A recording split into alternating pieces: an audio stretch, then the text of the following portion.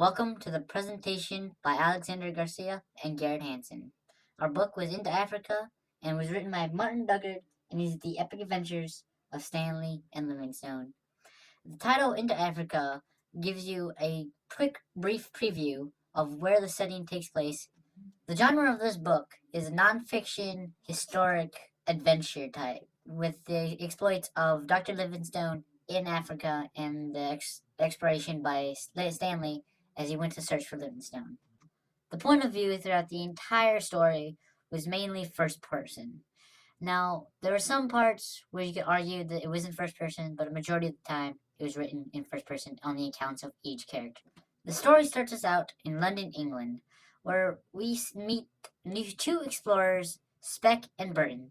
They claim to discover the source of the Nile, but each one says it was them who discovered it, and therefore a big controversy was set. And through the entire exploration groups in London, England, they all wanted to just figure out what was the correct source of the Nile. So they enlisted the help of Dr. David Livingstone. He had had some earlier fame in exploring Africa, and so they thought he would be a greater thing to use. So he plans his trip to Africa to find the source of the Nile. When he gets to Africa, he enlists the help of porters and many slaves to help him on his journey. After a few years in Africa, he begins to get sick. He gets sick with malaria and other terrible illnesses that occur in Africa. And in there, he becomes so sick that he cannot even travel anymore into Africa. So he has to return back, but he cannot go back because he is so sick. So there he enlists help of Arab slave traders. And he himself was an abolitionist against slave traders, and he was absolutely hated slavery. But he decided that he would go with them and use their help to be able to survive in Africa. So he goes through many countries, many sections of Africa, trying to find a way to get out of Africa, but he never actually finds the way. Meanwhile, in America, the Herald is trying to make use of the story of Livingstone and his loss in Africa. So they send this reporter named Henry Stanley to find Livingstone in Africa.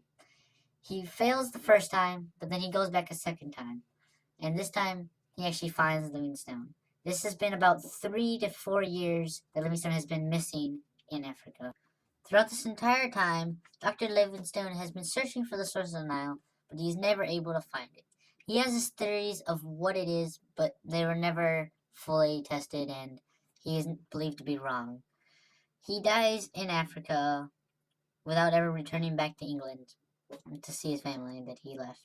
Stanley returns to America and writes the story that Livingstone was found and that he was okay, and that ends the story of Into Africa. The main characters of the story is Dr. David Livingstone, an explorer for London, and he grew very famous throughout his explorations of Africa. He also explored other countries, but mostly Africa. The second main character is Henry Stanley, a newspaper reporter for the Herald newspaper, who goes in search of Livingstone and is the one who eventually finds him. Those are the main characters, and there are many other sub-characters. Example of one, Sir Roderick Murchison, who fathered Livingstone while Livingstone was throughout his failures of in-between explorations and his hard times. The rating of this book, we give it a 4 crackers out of 7 cheeses. We don't give it the full 7 cheeses because it is nonfiction, and it was kind of hard to follow at the very beginning. It did take a while to finally get into the flow of the book. So that's why it's a 4 crackers out of 7 cheeses.